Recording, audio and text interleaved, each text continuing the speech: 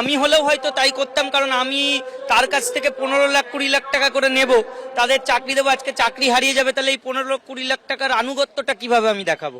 তাই জন্য হয়তো সরকার করছে, সরকার একদম ভালো কাজ করছে, সরকার এইভাবেই এগোক, কারণ 15 লাখ 20 লাখ টাকা আবার যদি নতুন নিয়োগে আবার তোলে তাহলে তাদের টাকায় ভোটটাও করিয়ে নিতে পারবে।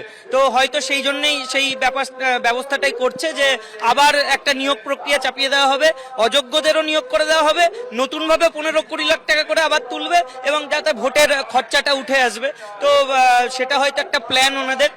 যাই হোক, তো আমাদের নতুন করে বলার একটাই জায়গা যে আপনারা যদি এটাই চান তাহলে সেটা একদম সর্বসমক্ষে সবার সামনে মিডিয়াতে বলে দিন, কারণ সকলে ওপেন দেখতে পাচ্ছে আপনারা কোর্টের ভেতরেও, এবং এমনকি একটা রায় ঘোষণার পরে তাদের হয়ে সওয়াল করার জন্য আবার পরবর্তী পদক্ষেপ নিচ্ছেন দেখতে পাচ্ছি, এবং সেটার জন্য যে লজ্জাবোধটুকু থাকা দরকার সেটাও তাদের নেই।